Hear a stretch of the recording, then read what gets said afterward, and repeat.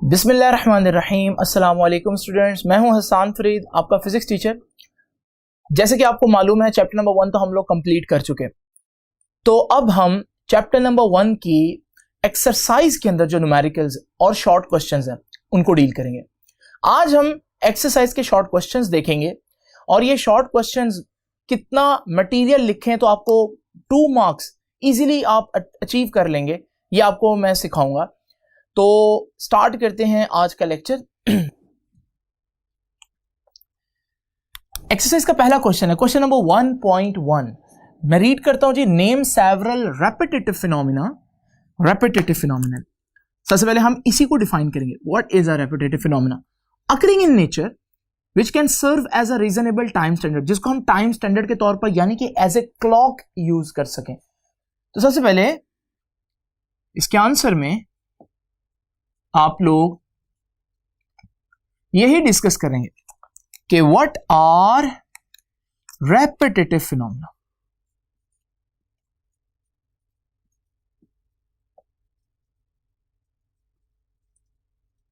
जैसे कि नाम से जाहिर है,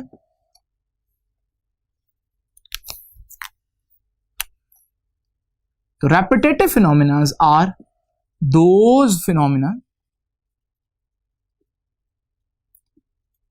which repeats itself after certain equal intervals। वो फिनोमिनास जो अपने आप को बराबर वक्त के बाद रिपीट करें उन्हें हम बोलते हैं रेपिटेटिव फिनोमिनास। ऐसे कौन से फिनोमिनास है जिनको हम एज ए टाइम स्टैंडर्ड के तौर पर यूज कर सकते हैं? तो आइए जरा देखते हैं कि इनकी नेचुरल रेपिटेटिव फिनोमिनास की एग्जांपल्स क्या हैं। तो देखिए जी, एग्जांपल नंबर 1 हम कह सकते हैं vibration of atoms in crystal lattice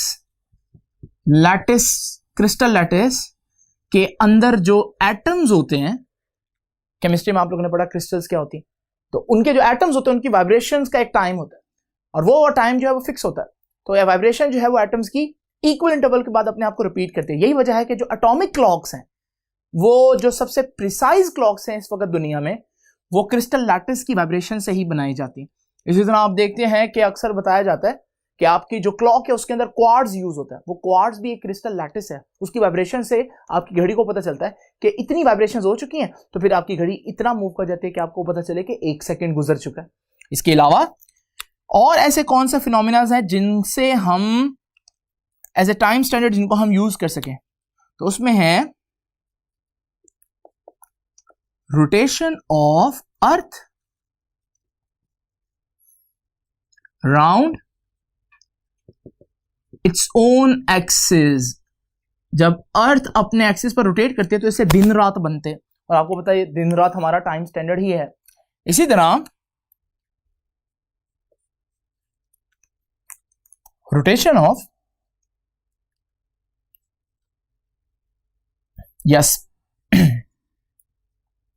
motion of moon around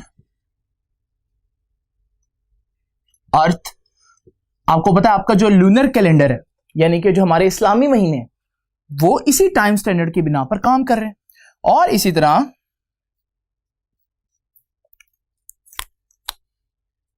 shadow formation. आपको पता है शैडोज भी एक खास टाइम पर आकर जो है वो उनमें एक चेंजेस बड़ी कॉन्टिन्यूसली आती हैं। तो शैडो की फॉर्मेशन जो है वो भी हम as a time standard use कर सकते हैं। और पुराने जमाने में जो नमाजों का सिलसिला है, जब हम कैसे पता चलता था कि असर की नमाज हो गई है या मगरिब का टाइम हो चुका है या जोहर का टाइम हो चुका है, वो सारा शैडोज की जो लंबाई थी उसको देखकर पता लगाया जाता था। तो ये है इसका आंसर। अगर आप ये चीजें लिख दें तो आपको इंशाल्लाह 2 नंबर मिल जाएंगे। अब जरा देखते हैं नेक्स्ट क्वेश्चन, क्वेश्चन नंबर 1.2। आपके सामने क्वेश्चन को पढ़ता हूं कि give the drawback to use the period of simple pendulum as time standard. ये देखिए, सिंपल पेंडुलम तो आप लोग जानते हैं, काफी दफा डिस्कस भी हुआ। तो ये हमारे पास सिंपल पेंडुलम, अगर मैं इसको यहां से लाकर छोड़ूं और ये इस तरह से मूव करेगा, मैं इसके मूव करने को एक टाइम स्टैंडर्ड बना सकता हूं। फॉर एग्जांपल मैं कहता हूं अगर ये 1000 दफा मूव करे तो मैं कहता हूं कि वो 1 घंटा कंसीडर करेंगे। हम इस तरह की एक क्लॉक तो बना सकते हैं, मगर उस क्लॉक में क्या ड्रॉबैक्स होंगे अगर हम इसको as a time standard use करें, तो वो हमें देखना। तो सबसे पहले देखिए, हमें मालूम है time period of simple pendulum हमने डिराइव भी किया इस चैप्टर में, और वो है 2π√L/G। अगर आप इस फॉर्मूले को देखें, सबसे पहले तो आप आंसर देंगे कि क्या इसको बनाना चाहिए टाइम स्टैंडर्ड या नहीं। तो आप बताएंगे कि using pendulum as a time standard is not suitable. ये सही नहीं है। क्यों भला? रीजन सुनिएगा जी। तो रीजंस देखते हैं। पहली रीजन है, टाइम पीरियड के फार्मूले में GR है, इसका मतलब पहली रीजन हुई कि time period depends upon G, यानी कि time period of pendulum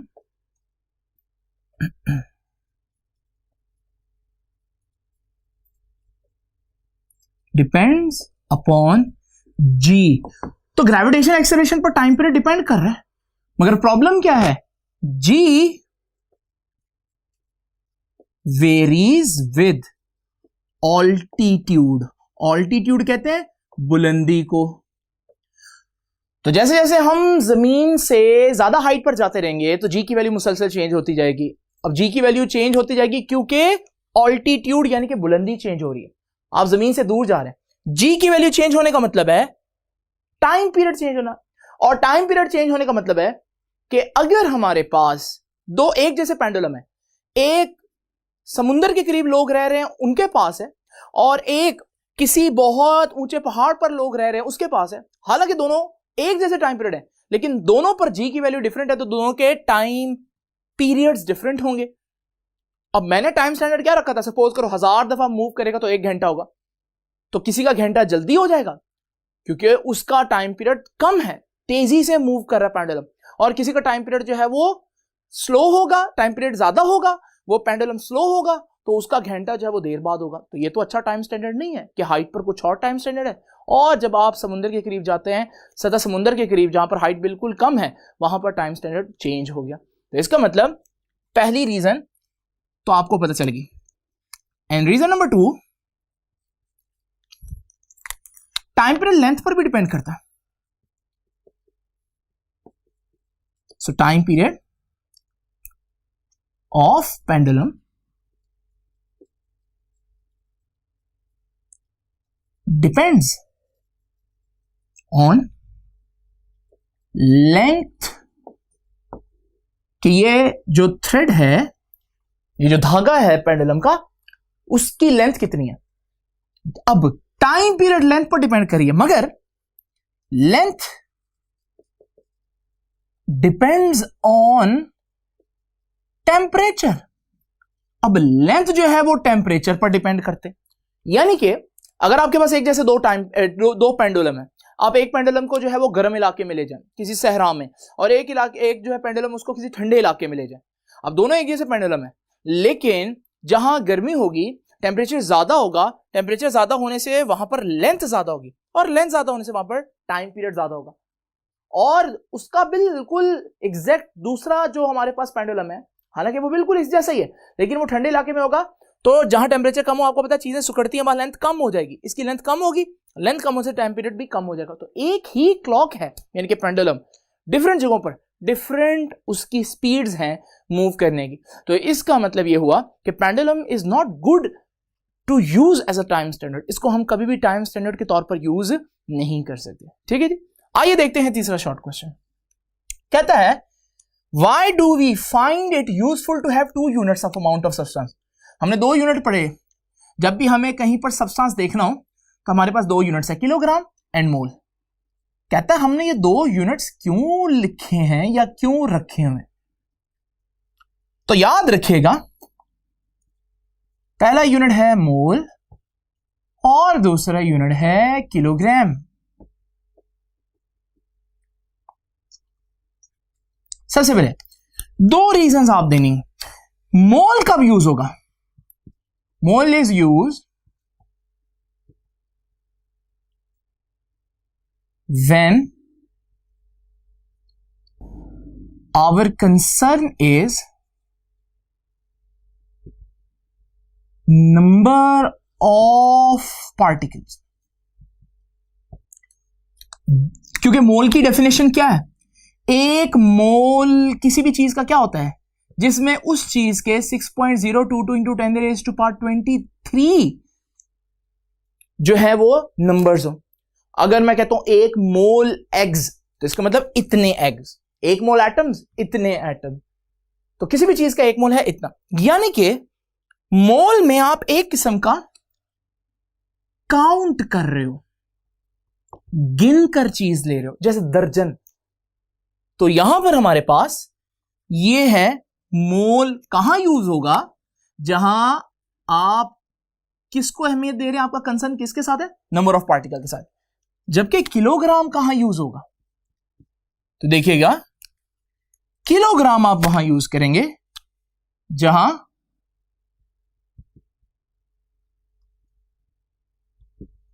kilogram is used when we are concerned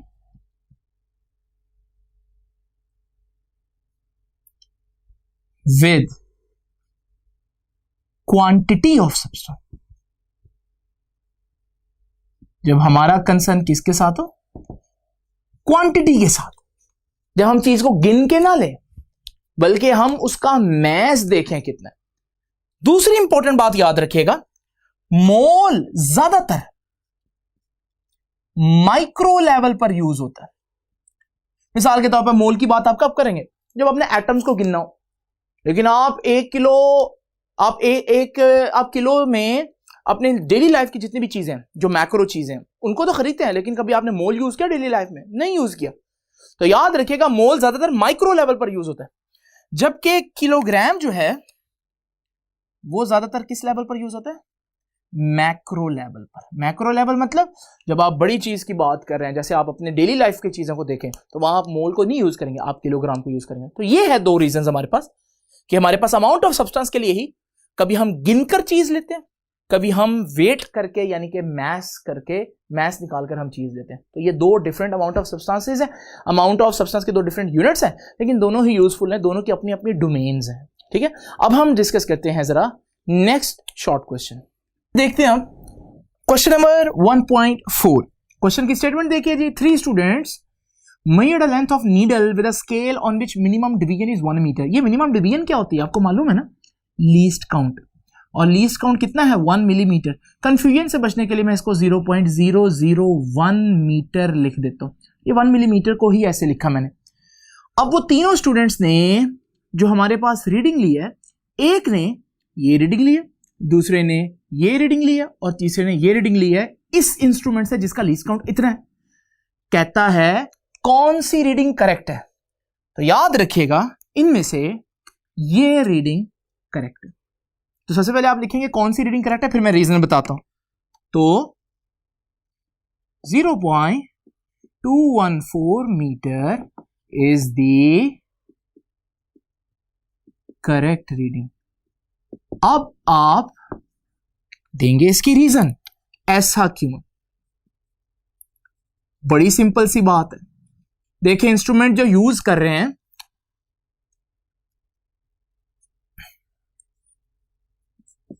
instrument जो हम यूज कर रहे हैं, उस इंस्ट्रूमेंट का लीस्ट काउंट कितना है? 0.001। डेसिमल के बाद कितनी प्लेसेस आ रही हैं? 1 2 3। और जब आप एक ऐसा इंस्ट्रूमेंट यूज कर रहे हैं जिसके डेसिमल के बाद 3 प्लेसेस आ रही हैं, लीस्ट काउंट के डेसिमल के बाद 3 प्लेसेस आ रही हैं, तो आपके आंसर में भी डेसिमल के बाद 3 प्लेसेस आनी चाहिए, इसमें तो 4 आ रही हैं, so this is not our answer. इसमें सिर्फ 2 आ रही हैं, तो ये भी नहीं हो सकता। इसमें डेसिमल के बाद 3 हमारे पास रीडिंग्स आ रही हैं, तो हम कहेंगे कि ये सही है। तो क्यों सही है जी? Because 0.214 has 3 decimal places and least count of instrument कितना है? is 0.001 meter, also has कितने decimal places हैं? 3 decimal places.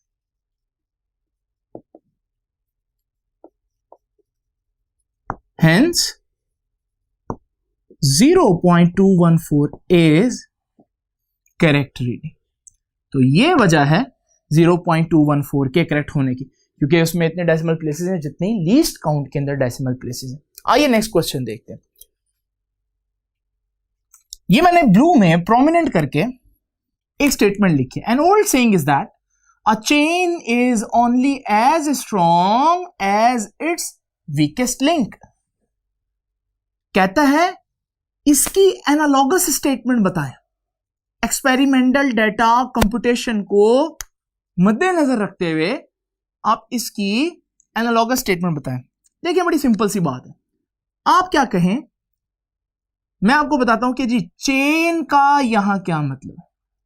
चेन का आप यूं समझ लें, मतलब है result of experimental data. Result of experimental data. दूसरा वर्ड एज स्ट्रॉन्ग। स्ट्रॉन्ग की जगह आप इमेजिन करें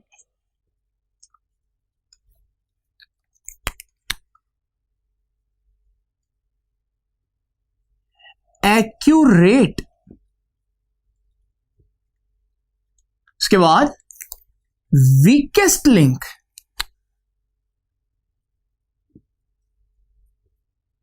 ये वीकेस्ट का क्या मतलब है? वीकेस्ट का मतलब है, वीकेस्ट लिंक का मतलब पूरा इकट्ठा लिख लेते हैं।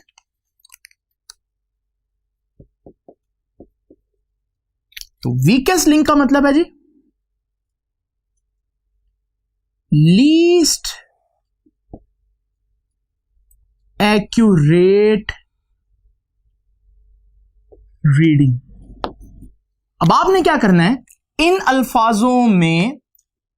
अल्फाजों की जगह पर आपने इनके ये वाले मतलब लिख देना और आपके पास एनालॉगस स्टेटमेंट आ जाएगी। तो जरा देखते हैं। तो इसकी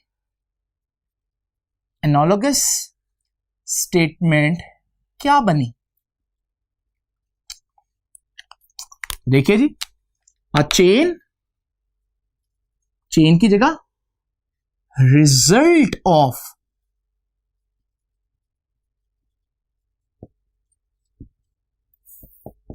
एक्सपेरिमेंटल डेटा, ये चेन की जगह आ गया। आगे वो क्या कहता है जी, is only as strong. Is only as strong की जगह हमने क्या लिखना है, as accurate. Is only as much accurate as its weakest link. Weakest link का मतलब क्या है, as its least accurate reading. Least accurate reading. तो यहां मैंने क्या किया है, मैंने वर्ड्स को रिप्लेस कर दिया है और मेरे पास ये नई स्टेटमेंट आई है। लेकिन आइए जरा देखते हैं इस स्टेटमेंट का मतलब क्या है। ये देखिए, हमें मालूम है हम लोगों ने सिग्निफिकेंट फिगर्स को यूज करना सीखा था। ये देखिए, सपोज करें 0.034, 0.02, और 0.31 मैंने इनको ऐड करना। याद है आपको रूल्स जब मैंने ऐड करना था? तो इसको ऐड करेंगे आपके पास आ जाएगा 4 और ये आ जाएगा 6 और 3 और फिर 0.364। अब मुझे बताएं, ये है हमारा रिजल्ट, ये रिजल्ट ऑफ एक्सपेरिमेंटल डेटा।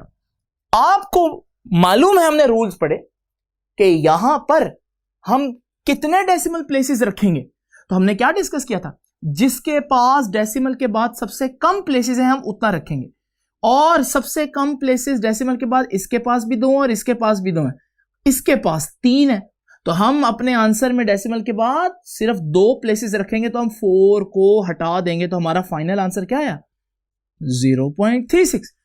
अब ये जो 0.36 आया है, इसमें असल आंसर था 0.364, लेकिन हमने अपने आंसर को उतना एक्यूरेट रखा है, उतने सिग्निफिकेंट फिगर्स तक रखा है, जितना सबसे वीकेस्ट यानी कि सबसे लीस्ट एक्यूरेट हमारी जो फिगर थी, वो मेजरमेंट थी, वो थी।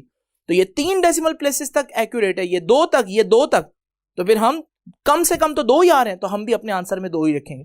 यानी कि हम अपने आंसर में आंसर को उतना एक्यूरेट रखेंगे जितना सबसे कम लीस्ट जो है ना, हमारे पास सबसे लीस्ट एक्यूरेट रीडिंग आई, यानी कि सबसे वीकेस्ट रीडिंग आई। तो यानी कि ये स्टेटमेंट बिल्कुल सही है। अब जरा देखिए next question 1.6। The period of simple pendulum is measured by a stopwatch. What type of error is possible in time period? आपको याद है हम लोगों ने पढ़ा था कि 2 किस्म के एरर होंगे। तो एक तो हो सकता है उस स्टॉप वॉच के अंदर सिस्टमैटिक एरर हो सकता है। मिसाल के तौर पर ये कहां से आएगा सिस्टमैटिक एरर? ये देखिए, हो सकता है स्टॉप वॉच में 0 एरर हो, और ये एरर कहां से आ सकता है? हो सकता है हमारे पास जो स्टॉप वॉच है उस पे कैलिब्रेशन या रीडिंग्स का प्रॉब्लम हो, तो पुअर कैलिब्रेशंस भी हो सकती हैं स्टॉप वॉच की। ये हो गया सिस्टमैटिक एरर। इसी तरह अगर आप मेजरमेंट ले रहे हैं तो और कौन सा एरर आ सकता है? रैंडम एरर आ सकता है। रैंडम एरर कैसे आ सकता है? मिसाल के तौर पर इमेजिन करें एक शख्स इंस्ट्रूमेंट से मेजरमेंट कर रहा है, स्टॉप वॉच को बंद करते हुए वो सही टाइम पर बंद नहीं कर सकता, तो ये रैंडम एरर होगा, जिसे आप कह सकते हैं ये पर्सनल एरर है, क्योंकि उस पर्सन की वजह से आ रहा है। और याद है ना पर्सनल एरर क्यों आता है? नेग्लिजिबेंस, दोबारा बोल रहे हैं इसको, यहां से कट करना, नेग्लिजेंस और इनएक्सपीरियंस ऑफ द पर्सन की वजह से। हो सकता है वो बंदा जो है उसको सही से मेजरमेंट लेनी ही ना आती हो या स्टॉप वॉच यूज ना करने आती हो। तो ये थे हमारे पास शॉर्ट क्वेश्चन 1.6। अब जरा देखते हैं नेक्स्ट 3 शॉर्ट क्वेश्चन 1.7, 1.8 और 1.9। तो स्टूडेंट्स आइए जरा देखते हैं question 1.7। Does a dimensional analysis gives any information on constant of proportionality that may appear in algebraic expression? Explain this.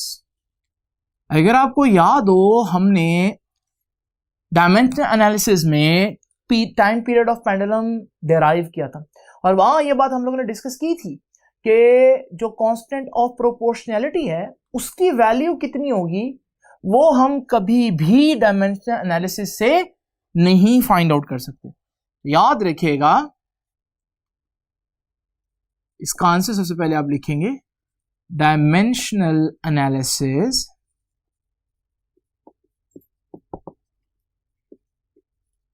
does not give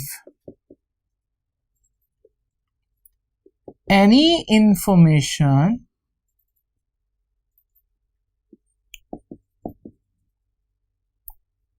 about the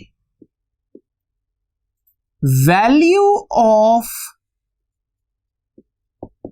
constant of proportionality. तो जो हमारा constant of proportionality है उसकी value कितनी होगी, ये तो dimension analysis नहीं बता सकता। हाँ, मगर it can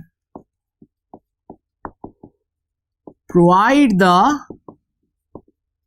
information about units of dimensional constant. अगर हमारे पास कोई ऐसा कांस्टेंट आता है, कांस्टेंट ऑफ प्रोपोर्शनैलिटी, ऐसा कांस्टेंट है जिसकी डायमेंशंस या यूनिट बनते हैं, मिसाल के तौर पर gravitational constant G, spring constant K, अगर हमारे पास ये यूनिट्स हैं तो डायमेंशनल एनालिसिस से आप इनकी वैल्यू तो नहीं फाइंड आउट कर सकते, लेकिन आप ये बता सकते हैं कि ये जो यूनिट होगा इसका डायमेंशन, ये जो हमारे पास कांस्टेंट हो गए, इनकी डायमेंशंस या इनके यूनिट्स क्या बनेंगे। तो एग्जांपल देख लें जी।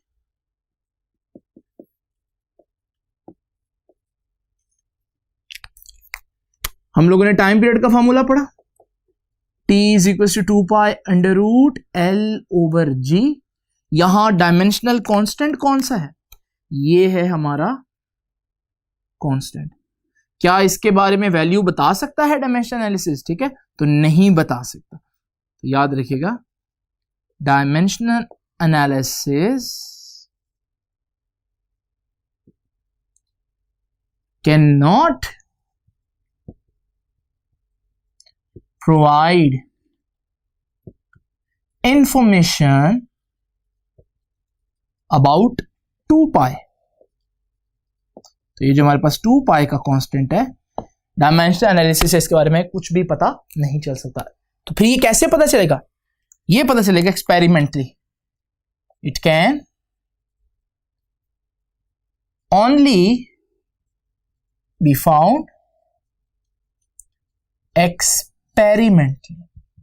तो इसको हम सिर्फ और सिर्फ एक्सपेरिमेंटली ही फाइंड आउट कर सकते हैं। आइए नेक्स्ट क्वेश्चन की तरफ चलते हैं। What are the dimensions of pressure and density? बहुत आसान क्वेश्चन है। प्रेशर और डेंसिटी की डायमेंशंस फाइंड आउट करनी।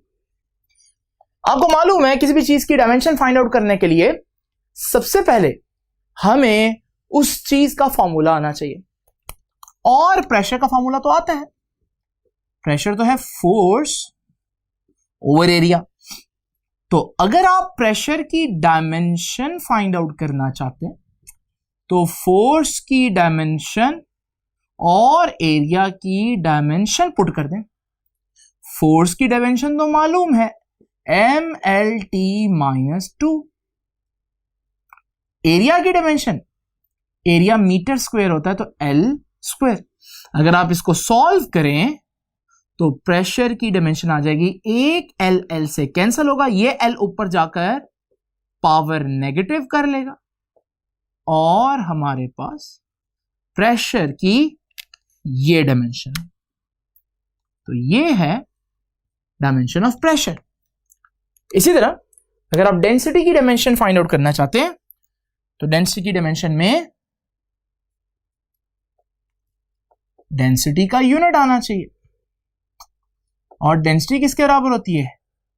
Mess over volume. तो अगर आप डेंसिटी की डायमेंशन फाइंड आउट करना चाहते हैं तो मैस और वॉल्यूम की डायमेंशन पुट कर दें। अब मैस की डायमेंशन क्या होती है? m, और वॉल्यूम की डायमेंशन, वॉल्यूम मीटर क्यूब है तो L³ इसकी डायमेंशन होगी। और जब आप इसको सिंप्लीफाई करेंगे तो डेंसिटी की डायमेंशन आ जाएगी ML-3 विद ब्रैकेट्स। तो ये है हमारे पास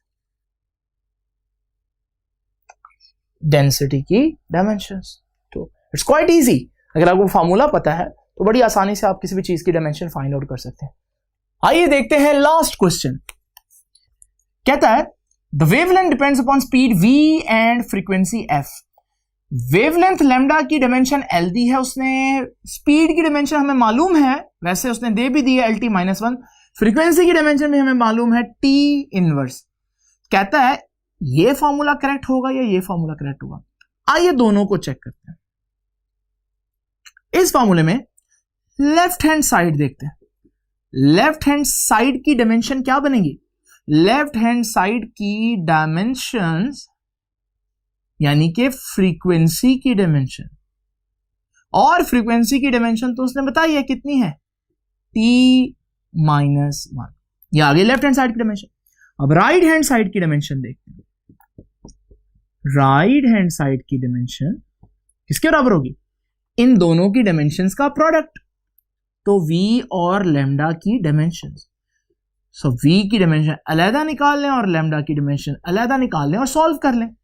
अब v की डायमेंशन क्या है? ये गिवन है LT-1। लैम्डा की डायमेंशन कितनी है? वो भी गिवन है L। ये राइट हैंड साइड की डायमेंशन क्या है? राइट हैंड साइड की डायमेंशन आई L into L, L² T-1। क्या लेफ्ट हैंड साइड की डायमेंशन और राइट हैंड साइड की डायमेंशन आपस में बराबर है? हरगिज नहीं। तो आप कहेंगे कि लेफ्ट हैंड साइड की डायमेंशन जो है, ये ब्रैकेट जहां जहां मैं डाल रहा हूं इसका मतलब मैं डायमेंशन को डिस्कस कर रहा हूं, और राइट हैंड साइड की जो डायमेंशंस हैं वो तो आपस में बराबर नहीं है।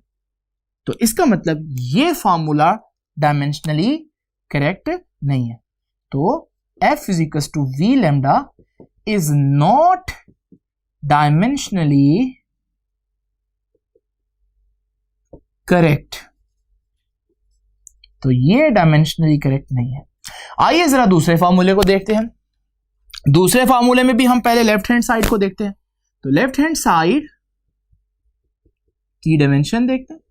लेफ्ट हैंड साइड पर तो फिर से फ्रीक्वेंसी ही की डायमेंशन देखनी है, और फ्रीक्वेंसी की डायमेंशन है T-1 ऊपर गिवन।